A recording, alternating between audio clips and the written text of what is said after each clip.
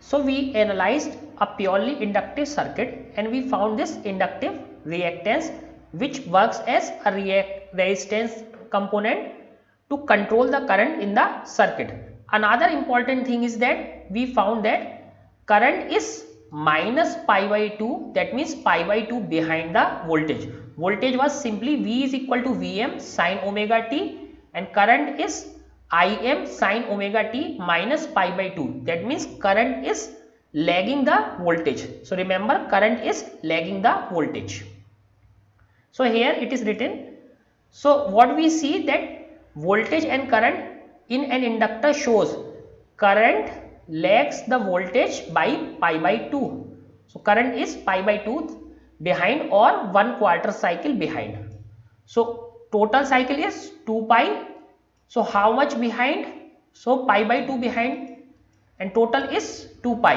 So if we divide this by 2 pi, so what we get? We get, sorry, this 2 into 2, 4. So 1 by 4 cycle behind. So we are 1 by 4 cycle behind in case of current from the voltage. So now we have to see how we make the phasor diagram of this. So current is lagging by pi by 2 or 1 by 4 cycle. So here let us first see this diagram. So if you see, voltage is 0, current is negative. When this voltage becomes maximum, then current is 0. So again, if you see, this and this point, maximum of current and maximum of voltage are not at the same place. What is the difference here? Difference here is pi by 2. Exactly pi by 2 for purely inductive circuit. So voltage peak, suppose voltage peaks at this place. So after pi by 2, when voltage becomes 0, this current will peak. When voltage will peak at other side, this current will become 0. So there is a pi by 2 difference, and if you see, this current wave is behind this voltage peak. Even though in this figure it looks like that current figure is ahead of voltage, but it is lagging. So when voltage is 0, current is minus. When voltage is plus, current is 0. When voltage is again 0, then current is peaking. So this is pi by 2 behind the voltage. Now let us see how we will make the phasor diagram for this condition. So we have seen phasor diagram for a resistive circuit. So what we did, we took the maximum voltage, we took the maximum current and plot it on a diagram, and we saw that for a purely resistive circuit both were in same direction. So after omega t, both were in same direction, there was no phase difference. But here we are seeing that at every time there is a difference of pi by 2, and pi by 2 is 90 degree. So there must be a difference of 90 degree in case of a purely inductive circuit. So this is purely inductive circuit, that means L. This is for purely resistive circuit. So let us make the phasor diagram. So this is the magnitude of Vm or maximum voltage. This is the magnitude of maximum current. So this is Im vector, this is Vm vector.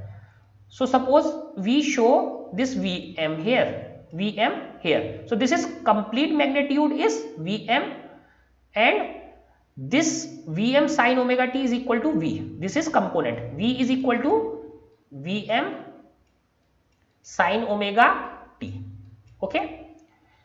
Now what about current? Since current lags behind, so we will make an angle of 90 degree and we will show current here.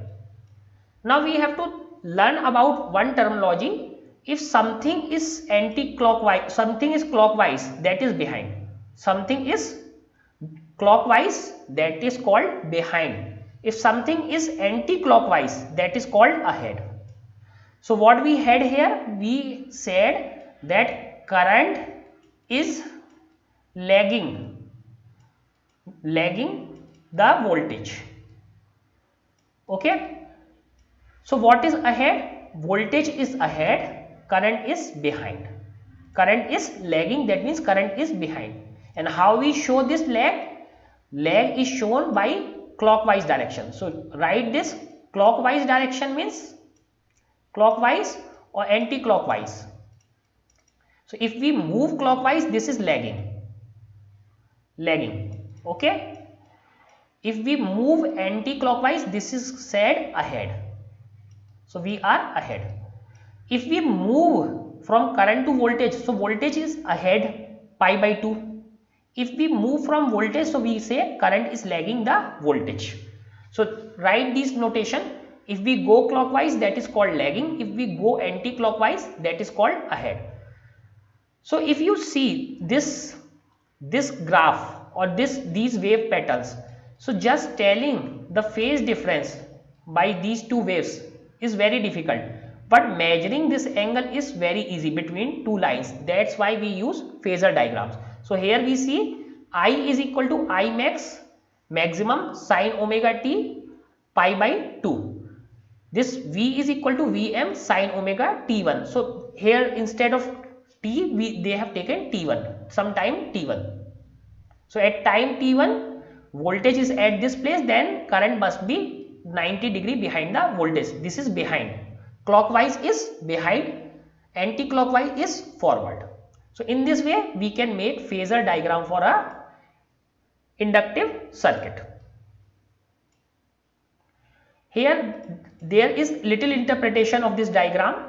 So they have written current reaches its maximum value later than the voltage. So voltage reaches its maximum value, suppose at this point.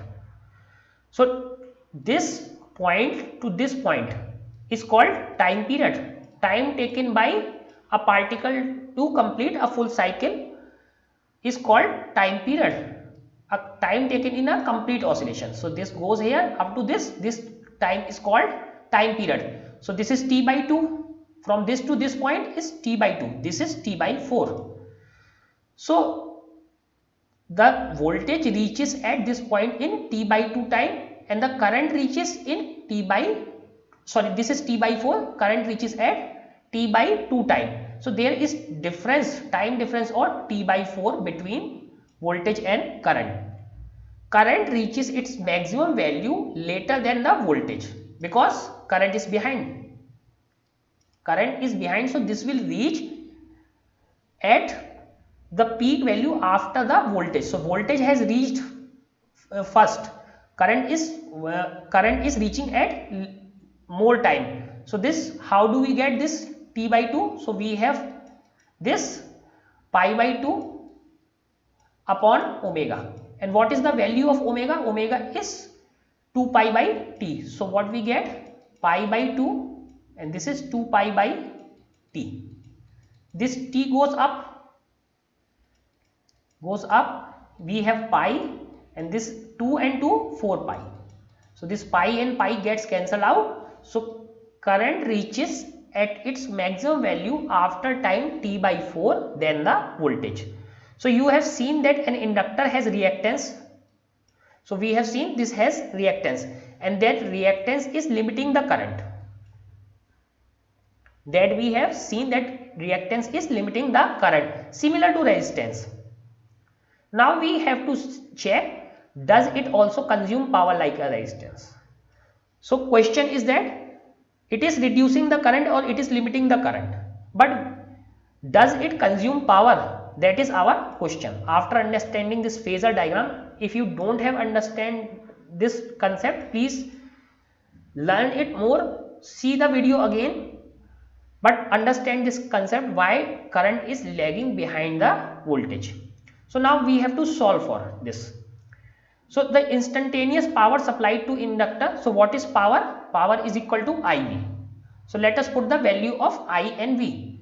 So Im sine omega t minus pi by 2, this is the value of current. Now what is the value of voltage? Vm sine omega t. So what we get? So this was this, if we go little bit behind, so what we had this minus cos omega t, and this minus cos omega t was written like sine omega t minus pi by 2. Just few step back we have written this. So again we are going back to cos. So this was sine omega t minus pi by 2. So here we get a minus sign, Im, Vm. So these two things we have taken. This is now cos omega t, this is sin omega t. Suppose if we divide and multiply by 2, we divide and multiply by 2. So what is the formula of sin 2 omega t?